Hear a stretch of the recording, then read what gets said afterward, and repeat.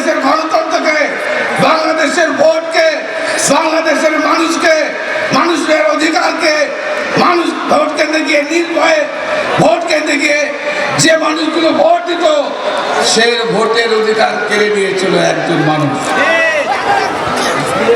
শেখ হাসিনা। ঠিক।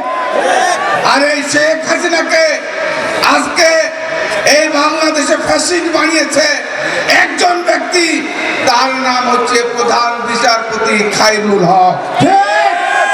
আজকে টেলিভিশনে পত্রিকায় আপনারা দেখেছেন এই খায়রুল হক বাংলাদেশের মানুষের রাজনীতি, বাংলাদেশের মানুষের ভোটের অধিকার, বাংলাদেশের মানুষের কথা বলার অধিকার, বাংলাদেশের গণতন্ত্র, বাংলাদেশের তত্ত্বাবধায়ক সরকার, যে তত্ত্বাবধায়ক সরকার বিএনপি বাংলাদেশের মানুষের ভোটের অধিকার স্থাপন করেছিল, মানুষের ভোটের অধিকার দিয়েছিল, সেই তত্ত্বাবধায়ক সরকারের আইন এক কলমের সিগনেচারে এই খায়রুল হক সাহেব বাতিল করেছিলেন।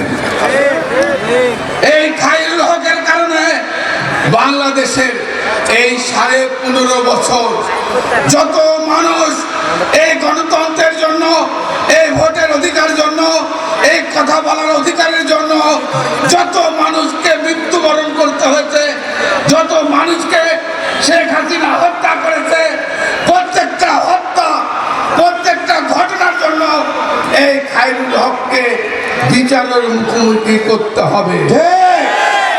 আমরা আজকের এই অনুষ্ঠানের মাধ্যমে, আজকের এই সমাবেশের মাধ্যমে অন্তর্বর্তী সরকারের কাছে আমাদের দাবি, এই খায়রুল হক সাহেব আজকে একজন খুনি, একজন গণতন্ত্র হত্যাকারী।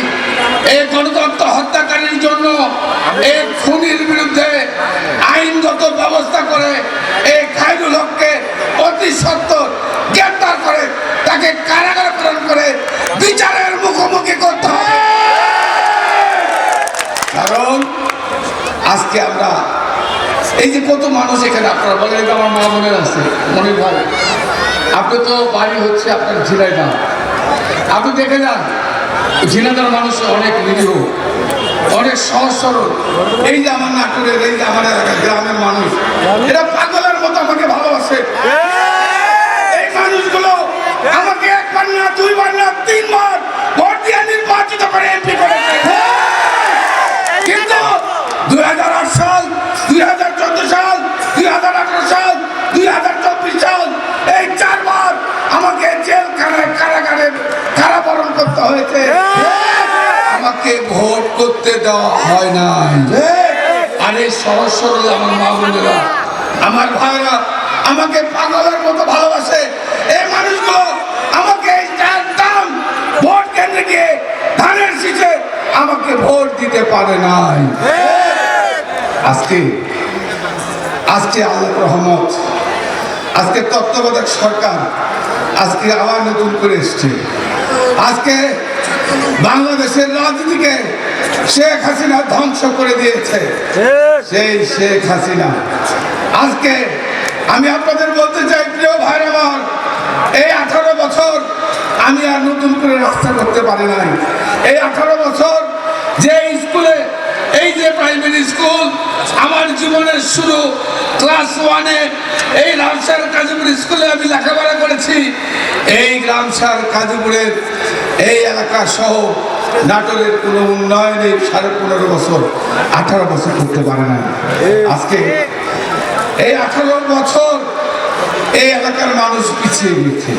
আমার স্বপ্ন ছিল এই নাটোর নলডাঙ্গা, আপনারা জানেন বারবার আমি বলি ওই নলডাঙ্গা হাট মঙ্গলবার আর শনিবার, এই নলডাঙ্গা হাটকে আমি শহর বানিয়েছি।